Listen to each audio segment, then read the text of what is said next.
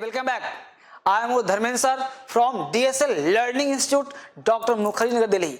मेरे प्यारे दोस्त, आज मैं आपको कंडीशनल यानी टाइम एंड टेंस का वह अहम बिंदु जिसके तहत सारे लोग कंफ्यूज रहते हैं कि टाइम एंड टेंस में कंडीशनल का यूज कैसे होता है, टाइम एंड टेंस के साथ मिलाकर के अंग्रेजी कैसे बोलें, कैसे लिखें, यानी वह चीज दे रहा हूं जो प्योर कॉन्सेप्ट है जो आपको बोलना लिखना सिखाएगा। पहले मेरी तरफ ध्यान दीजिए, इस चीज को समझिए पहले क्या मैं करना चाहता हूं। आप अंग्रेजी में एग्जाम में क्वेश्चन देना चाहते हैं, आप एसएससी टायर 1 दिए, टायर 2 देना चाहते हैं, कोई भी चीज देना चाहते हैं, तो सबसे पहले क्या होता है कि कंडीशनल से बच्चे घबरा जाते हैं। वो मैं कहता हूं कि एक चीज पढ़ो, ग्रामर पे ध्यान नहीं देना है, एक चीज पढ़ो जो बोलना भी सिखाए, लिखना भी सिखाए और एग्जाम के क्वेश्चन भी बनाना सिखाए। कैसे सर? अगर मैं कहूं कि यदि तुम पढ़ोगे तो पास करोगे, ये फ्यूचर का है कि नहीं?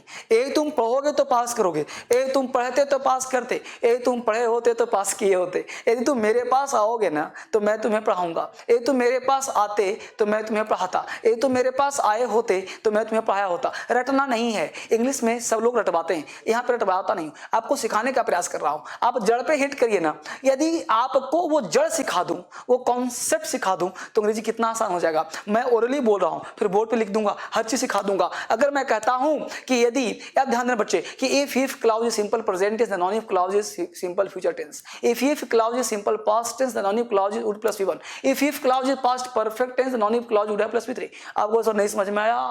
थोड़ा धीरे बोलिए सर, दिमाग से उड़ रहा है सर, थोड़ा धीरे बोलिए, जरा धीरे आ जाइए। हमने कहा कि if के बारे में थोड़ा अगर समझा दूं और फिर हिंदी का कोई सेंटेंस डबल क्लाउज का हो बोलना सिखा दूं तो आपके लिए अंग्रेजी आसान हो जाएगा। इसे बोलते हैं इफ क्लाउज। आप कहोगे सर क्लाउज क्या है? सब सिखाऊंगा, पहले जड़ पे हिट करो ना, अंग्रेजी बहुत आसान कर दूंगा। इफ क्लाउज का मतलब होता है जिसमें इफ लगा हुआ, यानी क्लाउज का मतलब होता है एक सब्जेक्ट एक वर्ब। क्लाउज का मतलब होता है एक सब्जेक्ट एक वर्ब, यानी clause is a part of longer sentence in which there will be one subject and one verb. जिसमें एक सब्जेक्ट वर्ब होता है उसे हम क्लाउज कहते हैं। खैर उतना डीप मत जाओ, यहां कॉन्सेप्ट पे आ जाओ। हमने कहा कि इफ क्लाउज की बात कर रहे हैं, यानी इफ क्लाउज का 3 शर्त होता है। एक जिसमें पहला क्लाउज, ध्यान देना, इफ के साथ क्या हो सकता है क्या नहीं हो सकता, इस पर ध्यान दो। इफ के साथ कभी भी, ध्यान देना, इफ के साथ कभी भी विल या शैल या कोई भी मॉडल्स का प्रयोग कोशिश करना कि ना करो। यानी इफ के साथ मॉडल्स का प्रयोग नहीं करना। इफ के साथ करना क्या? इफ के साथ सब्जेक्ट प्लस V1 या V5 आ सकता है, इफ के साथ सब्जेक्ट प्लस V2 आ सकता है, इफ के साथ subject plus head plus V3 आ सकता है। इस कॉन्सेप्ट को सजा लो, फिर मैं एक एक कर समझाता हूं, आपको बेहतर बताता हूं, जानने का प्रयास करता हूं। इफ के साथ प्रेजेंट टेंस, इफ के साथ सिंपल पास्ट टेंस, इफ के साथ पास्ट परफेक्ट टेंस आ सकता है। सब कुछ बोल रहा हूं, यहां तक बात समझ में आ गया सर? आगे सिखाइए। यहां तक बात समझ में आ गया, आगे देखिए सर। अगला कॉन्सेप्ट देखिए, हमने कहा बेटा कि यदि इफ का प्रयोग, पहला कॉन्सेप्ट, यदि इफ का प्रयोग सिंपल प्रेजेंट टेंस में किया जाए, यदि इफ का प्रयोग सिंपल प्रेजेंट टेंस में किया जाए, सब्जेक्ट प्लस V1 या V5 प्लस अदर वर्ड, तो आने वाले क्लाउज, कॉमा लगाकर आने वाले क्लाउज में फ्यूचर का प्रयोग करते हैं। विल शैल प्लस वर्ब का फर्स्ट फॉर्म अदर वर्ड। फिर समझ लीजिए, यदि इफ का प्रयोग सिंपल प्रेजेंट टेंस में किया जाए तो आने वाले क्लाउज में फ्यूचर टेंस का प्रयोग करते हैं।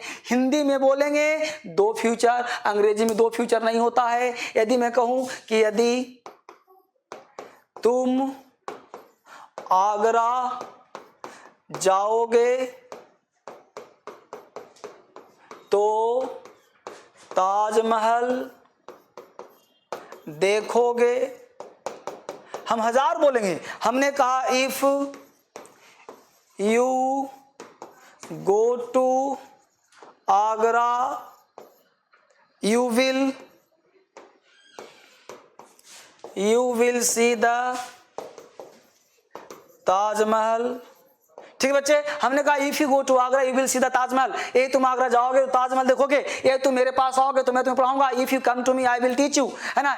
यदि तुम उसके पास जाओगे तो वह तुम्हें पीटेगा, if you go to him he will beat you. तो कहने का सेंस है, इसको आगे पीछे कर सकते हो। कैसे कर सकते हैं sir? You will see the Taj Mahal if you go to Agra, you will see the Taj Mahal if you go to Agra, if you come to me I will teach you if you come to me. ध्यान रखना, अगर मैं बोल दूं if you will, अगर मैं बोल दूं if you will go to Agra तो गलत हो जाएगा। इफ के साथ विल सेल नहीं आता, इफ के साथ कभी विल सेल नहीं आता, इस बात को ध्यान रखना। यदि तुम मेरे पास आओगे, if you come to me, if you will come to me, Hindi में गो बोलेंगे, अंग्रेजी में गो नहीं बोलेंगे। यदि तुम मेरे पास आओगे, इफ यू विल कम नहीं, if you come to me I will teach you. यदि तुम उसके पास जाओगे, if you will go to him नहीं, if you go to him he will teach you, he will beat you. आप बात समझ में आ रहा है मेरी बात? अब सीख गए अंग्रेजी? मैं तेज आपके लिए बोलता हूं, समय बचाता हूं, फटाफट बोलो, वीडियो को रोक कर देखो, दोबारा देखो, लिख कर देखो। अगला क्वेश्चन देखो, ये पहला था, यदि इफ का प्रयोग सिंपल प्रेजेंट टेंस में किया जाए तो आने वाला क्लाउज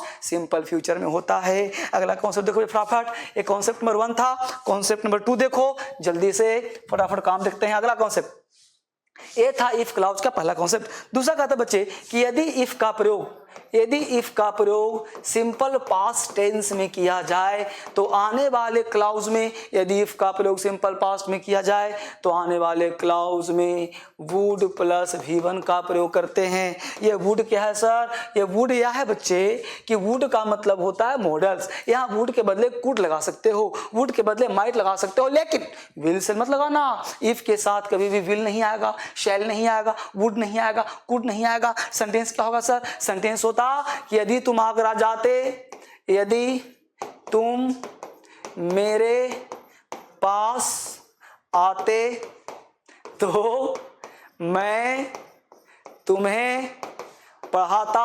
मैं चाहता हूं ना कि घर बैठे कुछ सीखते रहते हैं, कुछ पढ़ते रहते हैं। इतना वीडियो बना के आपको स्ट्रॉन्ग करवा रहा हूं अंग्रेजी। यदि तुम मेरे पास आते तो मैं तुम्हें पढ़ाता। हमने बोला इफ यू काम को कर देंगे केम टू मी, है ना? If you came to me, यदि तुम मेरे पास आते तो मैं तुम्हें पढ़ाता। I would teach you, if you came to me I would teach you. यदि तुम आगरा जाते ताजमहल देखते, if you went to Agra you would see the Taj Mahal, है ना बच्चे? इसको उलट सकते हो, इसको पहले कर दो, इसको बाद में कर दो। हमने कहा I would teach you if you came to me, if you went to Agra you would see the Taj Mahal. Common year क्या पूछता सर एग्जाम में? क्या करेगा पता है? इस केम को कर देगा कम, इस केम को कर दिया क्या?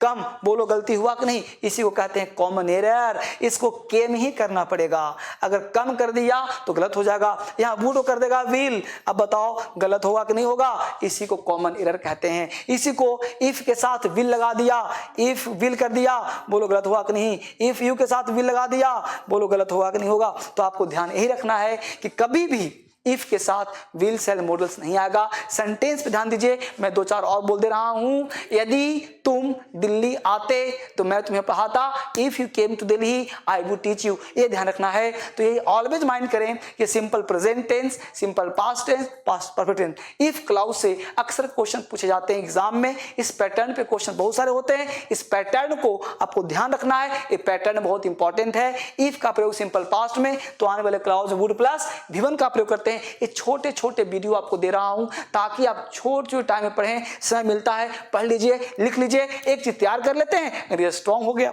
आपके लिए सिखा रहा हूं मैं। अगला क्वेश्चन देखते हैं फटाफट बच्चे। कॉन्सेप्ट नंबर 2 पे आते हैं फटाफट। यहां देखिए कॉन्सेप्ट नंबर 3, 2 था, 3 तीसरे पे आते हैं और जल्दी सिखाने का प्रयास करता हूं। कॉन्सेप्ट 3 का था बेटा, वो ध्यान दीजिए। 3 कॉन्सेप्ट कि यदि इफ का प्रयोग पास्ट परफेक्ट टेंस में किया जाए, यदि इफ का प्रयोग पास्ट परफेक्ट टेंस में किया जाए तो आने वाले क्लाउज में वुड हैव प्लस V3 का प्रयोग करते हैं।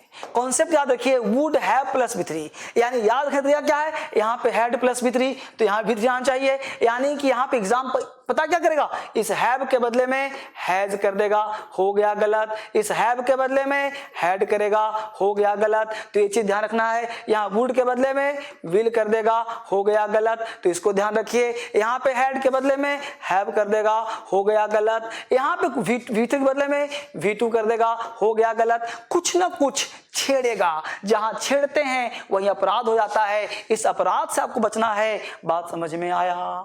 तो इस बात को समझिए, इस सारे कॉन्सेप्ट को क्लियर करना है, अंग्रेजी बोलना है, लिखना है। टाइम एंड टेंस का कंडीशनल है ये।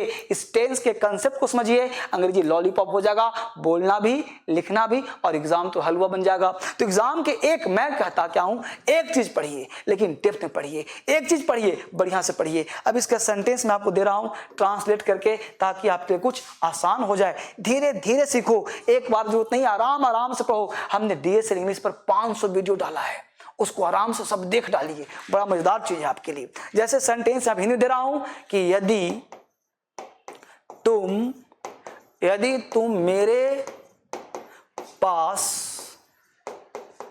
आए होते तो मैं तुम्हें पढ़ाया होता। यदि तुम मेरे पास आए होते तो मैं तुम्हें पढ़ाया होता, है ना। तो क्या बनाएंगे, इफ यू हैड।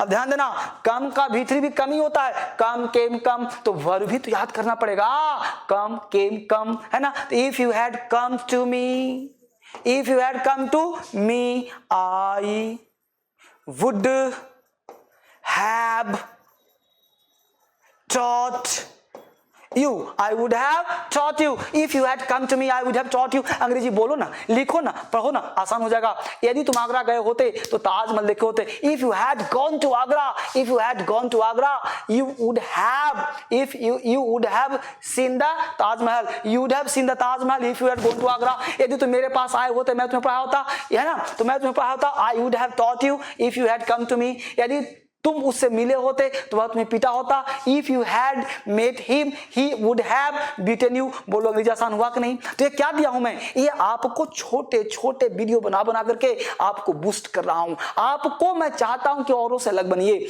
यहाँ पे पढ़िए, कॉपी लेकर पढ़िए और सीखने का प्रयास करिए बच्चे। धर्मेंद्र सर हमेशा आपके लिए काम करते हैं, आपके साथ काम करते हैं। जब भी आपको टेंशन हो, घर में मन न लगता हो, बी तूफान बनाया हूं आपके लिए, मोटिवेट करने के लिए। मोटिवेट हो जाओ, बी तूफान देखो। अगर जरूरत पड़े और वीडियोज का, तो कॉन्सेप्ट का, तो डीएसएल इंग्लिश पर कॉन्सेप्ट है, उसको ही पढ़िए, यहां भी पढ़िए, जितना पढ़ सकते हैं पढ़िए। और बहुत जल्द डीएसएल स्पोकन भी आने वाला है, ठीक है। Thank you very much. फिर से मिलते हैं हम लोग अगले वीडियो में।